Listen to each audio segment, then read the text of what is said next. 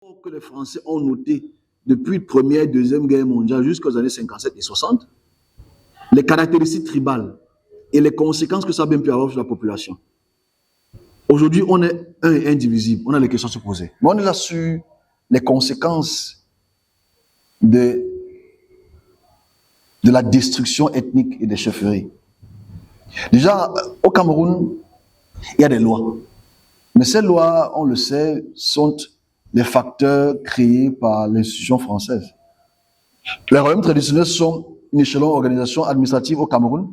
Ces institutions sont rédigées depuis 1977 par la Constitution du 18 janvier 1996. Alors, on sait qu'au Cameroun, on a des chefs du premier, deuxième, troisième degré. Et naturellement, on sait qu'au nord, on a les Peuls, qui ont ce qu'on appelle les Lamidas, qui c'est un système féodal. On a les peuples de Grassfield, qui ont différentes chefferies et des rituels qui sont ancestrales. On a l'Est, le centre, le Sud, qui sont aussi patriarcales. Alors, l'administration européenne, à l'époque coloniale, la puissance européenne qui se sont succédées au Cameroun s'appuieront sur les chefferies pour asseoir leur pouvoir. C'est important de noter cela. C'est-à-dire, en fait, pour que la France et la Grande-Bretagne puissent atteindre leur objectif de coloniser les Camerounais et les peuples africains, ils se sont basés sur l'ethnologie. Les chefs traditionnels devenaient alors indispensables auxiliaires entre la population et le pouvoir colonial. C'est eux qui étaient l'auxiliaire, c'est eux qui étaient le courroie de transmission. Le président Ahidjo s'appuie sur les chefferies pour conserver la maîtrise du territoire national. C'est qu'en fait, je veux qu'on se comprenne. Et on va se poser les bonnes questions aujourd'hui. Ici, c'est le cas encore avec M. Paul Biya. C'est-à-dire, est-ce que Ahidjo, comme Paul Biya, se base sur des chefs pour gagner les territoires? Exactement. Enfin, c'est la même méthode coloniale qu'il utilise. Et je n'ai rien contre lui, c'est un constat. Il ne faut pas qu'on vienne m'arrêter. Il dit c'est un constat. Ahidjo l'a fait, Paul Biya le fait, et ceux qui viendront après le font.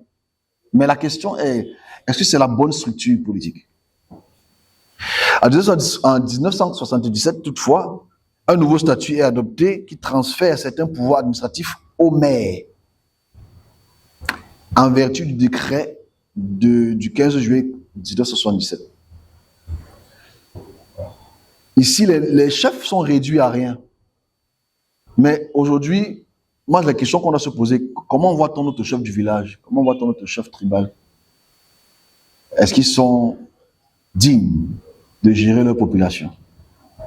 Quelles sont les conséquences aujourd'hui quand on voit nos chefs Sawa qui partent se plier devant un président, selon la Constitution, bien sûr. Quand on voit les chefs de l'Ouest se plier, pas tous, parce qu'il y a certains qui sont très...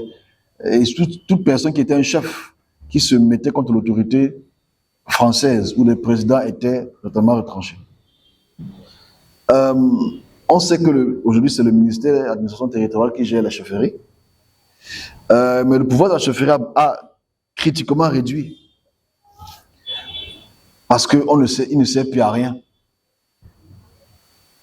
S'il faut arriver au terme de notre petite discussion, dans le constat qu'on a fait, pour que les gens ne puissent pas dormir plus longtemps que ça, on réalise une chose. Bon, c'est vrai, ça ne vous intéresse pas, mais c'est politique. C'est très, très politique. Parce qu'en fait, vous ne réalisez pas qu'aujourd'hui, nous sommes tous très tribal. Enfin, vous le réalisez, vous, ici. Mais il y a certaines personnes qui ne connaissent pas la vie avant les années d'indépendance, ne savent pas qu'avant que la Constitution nous soit remise, toutes les populations africaines, et surtout toutes les populations camerounaises en particulier, vivaient sous le regard d'un chef,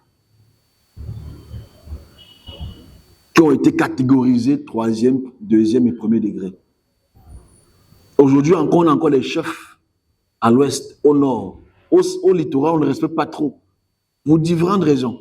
Mais regardez comment la colonisation a dépigmenté la caractéristique ethnique africaine et spécifiquement camerounaise. Aujourd'hui, on parle de démocratie,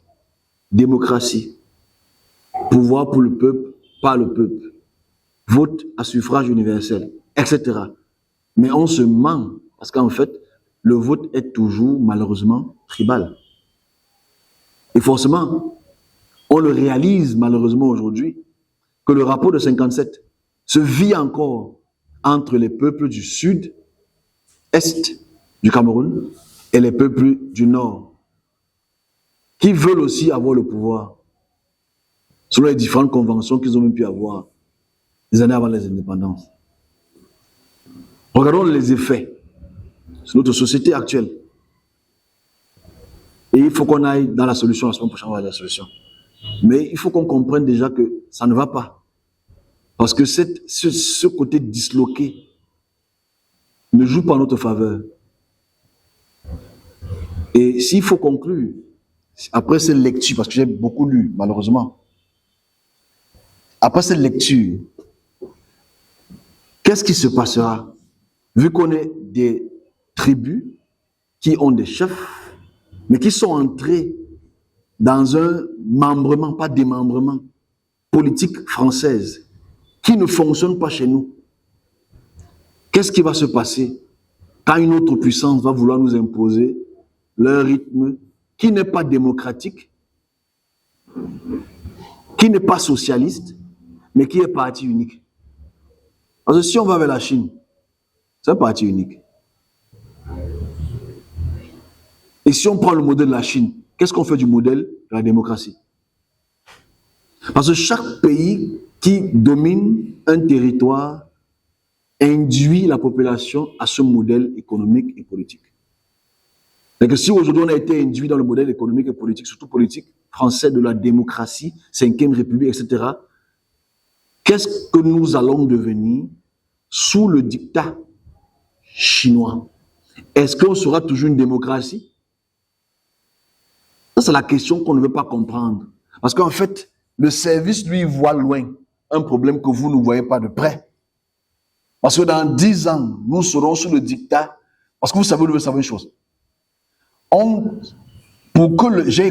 tu écoutes les conférences des africanistes européens, ils te font comprendre la nécessité de l'Afrique de retrouver leur indépendance ethnique, leur souveraineté politique qu'ils avaient avant la colonisation.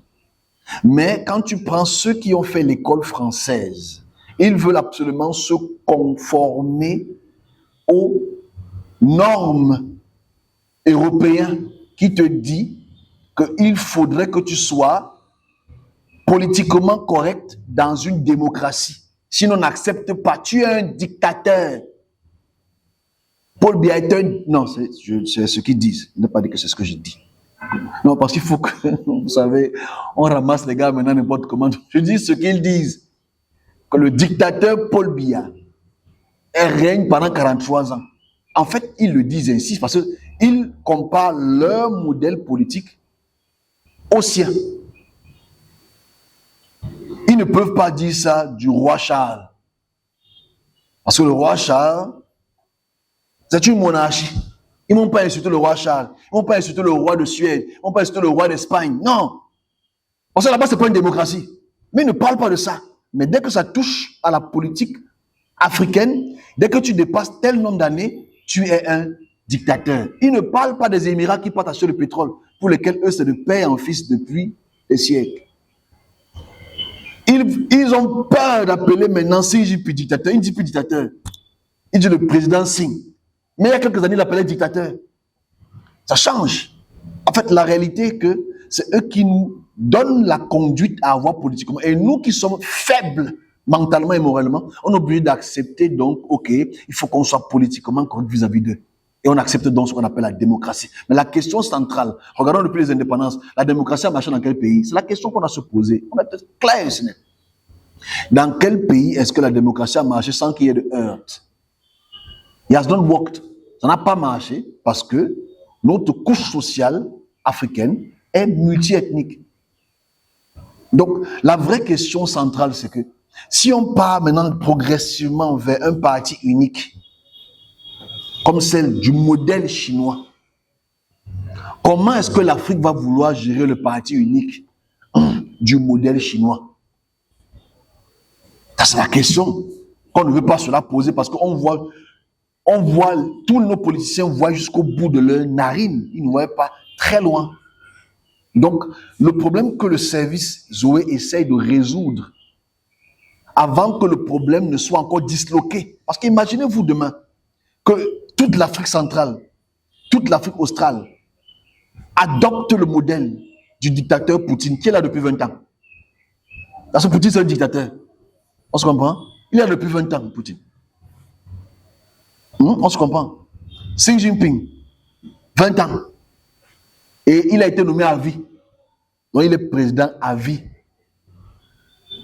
On se comprend? Xi Jinping, depuis 2018, dans son parti, il est président à vie. Ça énerve les démocraties. Parce qu'ils veulent qu'on imite leur modèle. Mais tu as vu les Chinois se plaindre? Non. Enfin, bon, il y a les plaintes, hein, ça existe. Parce que même chez les monarchies arabes, il y a les plaintes. Mais, est-ce que la structure politique apporte le progrès? Oui, puisque la Chine est le pays le plus puissant au monde. Actuellement, dans toute sa sphère. Donc maintenant, si, le si n'est même pas bon, mais je mets le si pour ceux qui sont dans le doute. Si le modèle actuel est utopique, est irrévérentiel, si on va vers le modèle chinois, qui est le parti unique, comment est-ce que le Cameroun, dans sa multiplicité ethnique, va pouvoir gérer ça? Est-ce qu'on va pouvoir accepter qu'un président reste là pendant 60, 100 ans, 200 ans? Est-ce qu'un Camerounais qui est ethnique va accepter ça, vu qu'il a encore la mentalité démocratique? Ce sont les problèmes qui vont encore arriver. Ça, c'est le problème politique. Qui va écouter cette prévention? Le moment venu, on l'espère. Donc, en fait, voilà pourquoi je dis que le service demande, à travers le message qu'il donne, j'espère moi et d'autres aussi qui auront ce type de message, de revenir à ce qui nous identifie en termes ethniques et de refaire des législations. On donnera des propositions la semaine prochaine. La semaine prochaine, je vais proposer des solutions. Parce que les solutions sont, sont devant nous, mais on ne les accepte pas parce qu'on veut accepter un modèle européen qui ne fonctionne pas. Et on veut s'y forcer. Et forcer la population du Nord d'aller voter quelqu'un du Sud, sans intérêt. Et on se pose la question, pourquoi quelqu'un du Nord court partout en route pour suivre son prospect du Nord? Pourquoi est-ce qu'il court derrière lui? Il dit, Chiroma, président. Pourquoi ce ne sont que les gens du Nord qui suivent? Pourquoi les gens du Sud, ce n'est que les gens du Sud qui suivent tel? Pourquoi dès que tu parles de Kabalibi, les Bassas se lèvent, ils se fâchent? Pourquoi dès que tu parles de Kamto, les Babilikés se lèvent, ils se fâchent? Est-ce qu'on comprend ce qu'on appelle le repli identitaire?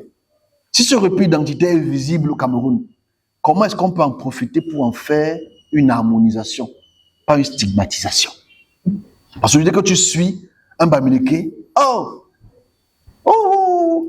tu es tribaliste. Dès que tu suis tel, tu es tribaliste. Mais on oublie qu'on est tribal. On oublie qu'on est tribal. Donc, comment est-ce qu'on peut avoir un cancer au cœur et on part chercher ça au niveau de la tête? Ça n'a pas de sens. C'est clair. La décentralisation dès les années 97 jusqu'aux années 2017, on fait des efforts pour décentraliser. Mais la décentralisation, ça ne marche pas. Parce qu'en fait, rien n'a véritablement été décentralisé. Donc, aujourd'hui, on vit une situation politique pour laquelle les solutions sont là, mais beaucoup de gens ont leur intérêt. Et ces intérêts ne vont pas dans le sens de ce que nous sommes et nous avons été et que nous serons. Faites attention. Parce que peut-être nous ne serons pas là dans 50 ans. Oh oui, moi je serai encore là. Okay. Je vais mourir à 170 ans. Comme ces gens-là. Mais bon, ça ne sert pas bien. Si je ne peux plus faire le sport à 70 ans, ça ne sert à rien de vivre. Donc, ces enfants-là qui seront là, qu'est-ce qu'ils vont vivre politiquement? Il faut qu'on arrive aux solutions. La semaine prochaine, on va faire des solutions, on va faire des questions, on va faire des solutions. On va proposer ces solutions à l'État, aux États africains. Proposer ces solutions aux États africains. Cette proposition est là depuis 2018. Proposer ça aux États africains et montrer comment est-ce que ça peut être fonctionnel. Et que ce modèle a toujours marché en Afrique, même si entre peuples africains, il y a toujours eu des conflits. Regardez le conflit qu'il y a entre le Cameroun du Nord et le Tchad de l'Est. C'est les mêmes tribus, c'est les Peuls. C'est les Peuls. Mais ils se bagarrent tous les jours. Ce n'est qu'une frontière qui les sépare. Avant, ils traversaient cette frontière sans problème parce qu'ils parlent la même langue. Aujourd'hui, ils sont subdivisés. Et ça fait en sorte que les chefferies qui sont restés vers le Cameroun sont plus puissants que les chefferies qui sont allés vers le Tchad. Parce que c'est les régions plus arides ou plus sèches. Ça crée des conflits entre les peuples du Sud, ceux qui viennent de la Guinée équatoriale et ceux qui viennent d'Ambam. C'est les mêmes peuples, ils sont juste coupés par une frontière. Donc en fait, les réalités aujourd'hui, à cause de cette proportion, les Africains doivent s'asseoir et les présidents doivent s'asseoir pour créer une motion, une constitution africaine pour gérer ces problèmes ethniques. Mais sachant que la France a dit, l'Amérique a dit que ça ne marchera pas. Et ils feront tout que ça ne marchera pas. Je m'arrête là pour notre petite discussion. Mais la semaine prochaine, je vais entrer dans le détail de la solution. Cette solution, que vous le vouliez ou pas, vous allez l'entendre. Le moment venu, on va s'asseoir, on va en discuter. Les présidents actuels ne le comprennent pas entièrement parce qu'ils sont encore dans une logique d'apporter une démocratie à des peuples qui n'aiment pas la démocratie. Le Cameroun n'aime pas la démocratie. Où est-ce qui se passe au Nigeria aujourd'hui? Ils veulent aussi réviser leur constitution. Ça, je l'ai annoncé ici en début d'année. Ils veulent modifier leur constitution parce qu'ils voient que leur constitution ne fonctionne pas. Elle est encore très britannique centrée. Ça ne marche pas. Mais pourquoi on a peur de faire le geste? Parce qu'on veut toujours avoir ce regard occidental du bien-faire. Mais c'est très grave. Si on continue dans cette logique-là, on va échouer. Et l'autre génération aussi va échouer. Et chaque fois qu'on va faire les élections, il y aura toujours des guerres, il y aura toujours des troubles, il y aura toujours des guerres, il y aura toujours des troubles. Et à la fin, comme on a vu, depuis le 12 octobre jusqu'à la prestation de serment, il y a eu beaucoup de morts. Toujours pour les mêmes problèmes. Les parents aujourd'hui sont endeuillés. Je ne sais pas que les a envoyés marcher en route, c'est le droit. Mais ils sont morts aujourd'hui et on pleure. Les gens cotisent maintenant l'argent pour donner aux morts, alors que ceux qui ont envoyé les gens là mourir. Bon, ce n'est pas le sujet aujourd'hui.